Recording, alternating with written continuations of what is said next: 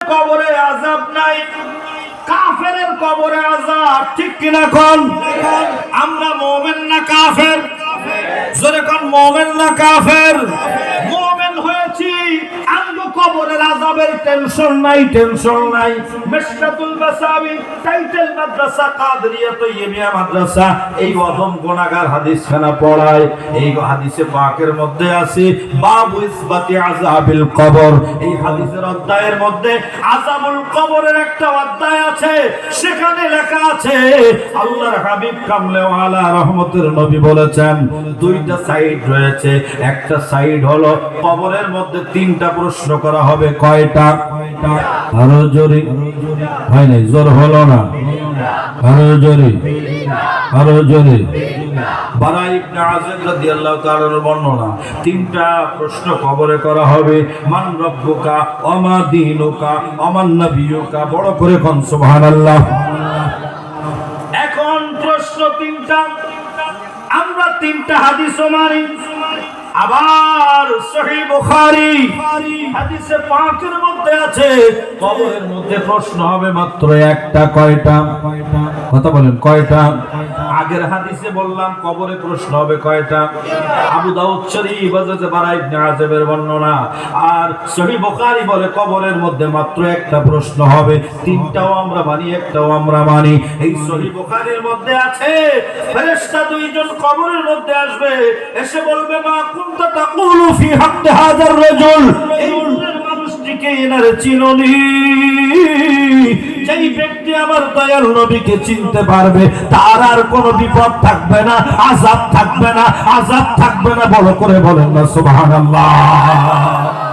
তাকে বলা হবে নাম কানাউমাতিল আরুস, নাম কানাউমাতিল আরুস।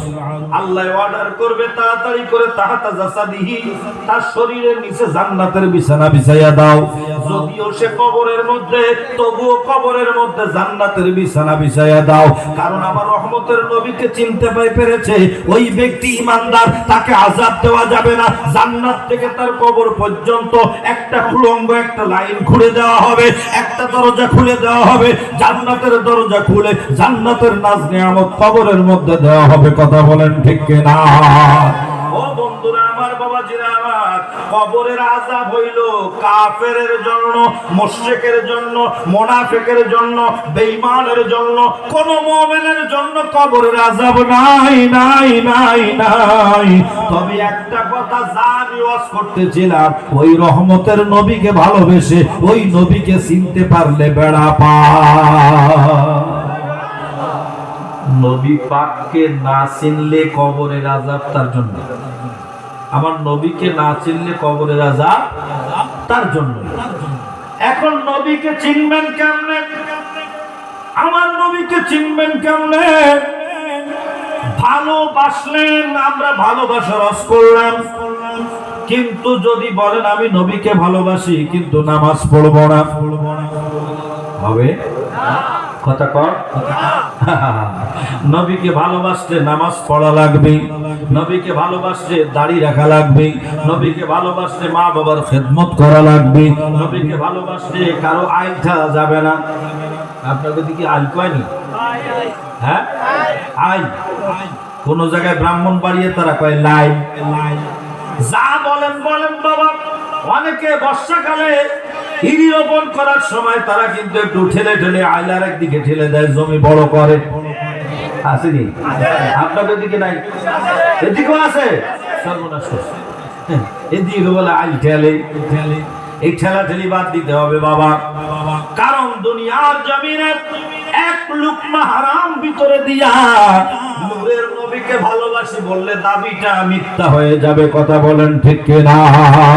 আমার নবীকে আমি ভালোবাসি মানে নবীর প্রেমের পাগল হয়েছি মানে এর অর্থ এই আল্লাহর হাবিবের প্রত্যেকটা হুকুম আমাদের মেনে চলতে হবে।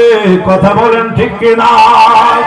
যদি হুকুমে দিক সেদিক করি তাহলে কিন্তু আল্লাহর হাবিব আমাকে আপনাকে কবুল করবেন না। তবে একটা কথা মনে রাখতে হবে, ভালোবাসা ভালোবাসার জায়গায়, মহাব্বত মহাব্বতের জায়গায়। আমলে যদি ঘাটতি হয়ে যায়, আমলে যদি কোনো ঘাটতি হয়ে যায়, অন্তরে আমার নবীর প্রেম ভালোবাসা থাকলে আমার নবী আরেকটি কথা বলে দিয়েছেন, রওজা শরীফ জিয়ারত করতে গেলে, সোনার মদিনা রওজা পাক জিয়ারত করতে গেলে বাম হাতে সোনার অক্ষরে লেখা আছে। আল্লাহ তাআলা এই ওয়াদে বহুবার নিয়েছেন, আল্লাহ দেখার তৌফিক দিয়েছেন। দয়াল নবী রওজা পাকের সামনে বাম পাশে লেখা আছে, যেতে যে হাতে পড়ে লেখা আছে শাফাআতি লিআহলিল কাবাইর মিন উম্মতি। উম্মত রে তুমি যদি গুনাহগার হও কিন্তু আমার উম্মত, আল্লাহু আকবার বলেন। উম্মত মানে আমি রাসূলের সাথে বেয়াদবি করে নাই, আমল করতে পারে নাই, সেটা এক কথা, কিন্তু বেয়াদবি করে নাই। বেয়াদবি করে নাই। কেমন বেয়াদবি কারে কয়েকটা উদাহরণ দেয়া যায়। আমরা তো মিলাদ শরীফে কিয়াম করি, দাঁড়িয়ে সালাম দেই, ঠিক কিনা? এটা দিয়ে একটা মাসালা শিখে রেখে দেন।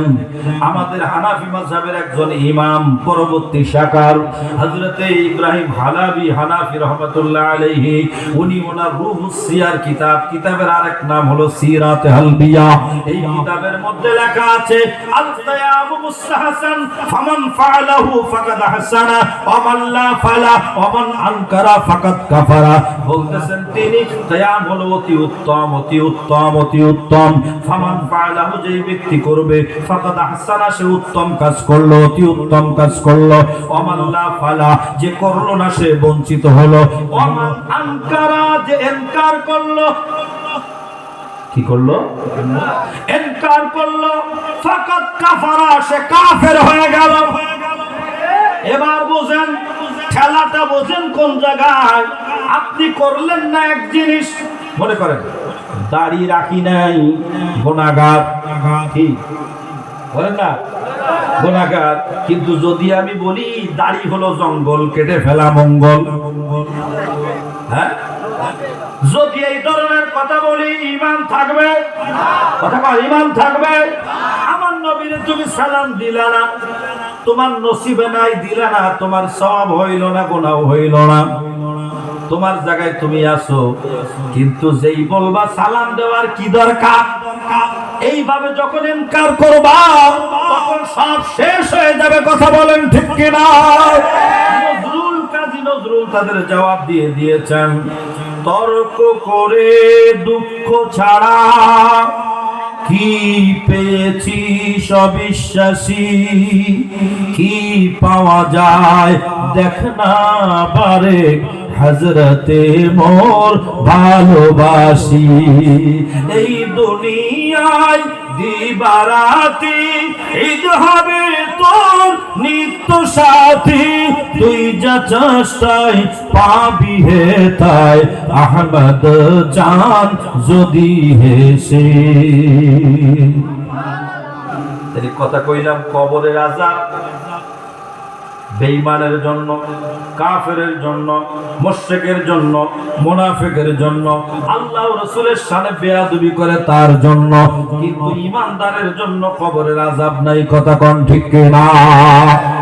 আযাব যদি বেয়াদবি করে তার জন্য হবেই হবে। তবে গুনাহগার গুনাহ করেছে, গুনাহর কারণে শাস্তি পাচ্ছে। আমার রহমতের নবী কামলেওয়ালা বলেন, গুনাহগার উম্মত তুমি শাস্তি পাচ্ছ এমন একটা সময় তোমাকে আমি রহমতের নবী যদি দেখি তুমি শাস্তিতে আছো, কিন্তু ভিতরে তোমার ঈমানটা আছে, সর্বশেষ আমি তোমারে বাঁচাইয়া আল্লাহর জান্নাতে পৌঁছাইয়া দেওয়ার ক্ষমতা রাখি।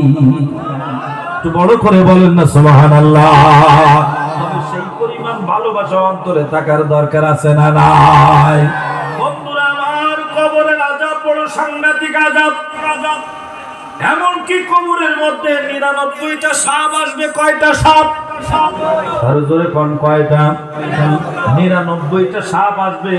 হাদিসের মধ্যে 70টার কথাও রয়েছে, 99টার কথা একই হাদিসের মধ্যে। আগে হলো 99, পরে 70-এর কথা আছে। 99টা সাপ কবরের মধ্যে আসবে। যদি প্রশ্নের জবাব দিতে না পারে, যদি প্রশ্নের উত্তর দিতে